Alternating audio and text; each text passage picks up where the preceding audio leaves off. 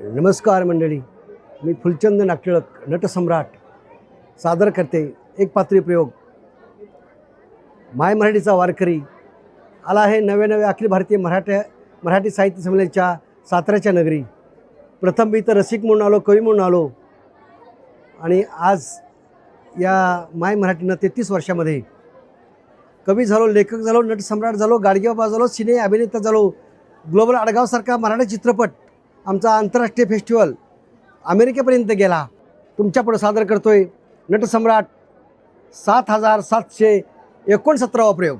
फरफटणाऱ्या पायाचं, अडखळणाऱ्या जिभेचं, थरथरत्या हाताचं जरा विस्मरण होतं आणि म्हातारपणाच्या पोकळीत अहंकाराची घंटा गणगणते आणि सांगते की तूही कुणीत राहेस, हा हा हा तूही कुणीत राहेस.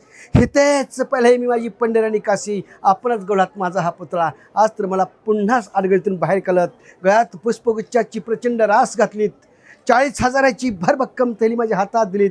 नटसम्राट या पदवीने ते माझा गौरव केलात.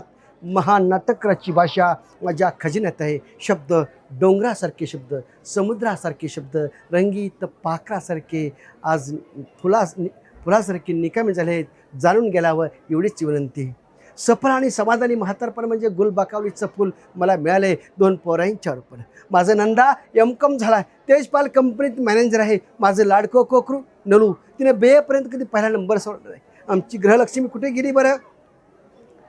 आजोबा आजोबा, आमच्या शाळेत का नाही आज एक गंमत झाली. आमच्या शाळेत आज कोणीतरी मोठे पाहुणे आले होते.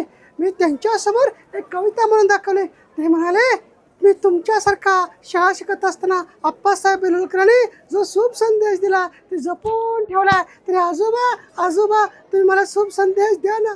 मी शुभ संदेश देतो, पण एका अटीवर. शुभ संदेश दिला की तू मला पापा द्यायचा. कबूल, ऐक हा शुभ संदेश. सूर म्हणतो साथ दे, सूर म्हणतो साथ दे, दिवा म्हणतो वाद दे, माळावरल्या म्हाताऱ्याला फक्त तुझा हात दे, फक्त तुझा हात दे.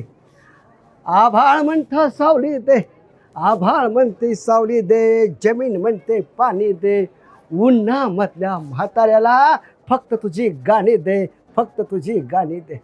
कावळा म्हणतो पंख दे, कावळा म्हणतो पंख दे, चिमणी म्हणते खोपा दे, माझ्यासारख्या आजोबाला फक्त तुझा पापा दे. देण्या ठमे थाप थाप घालगत.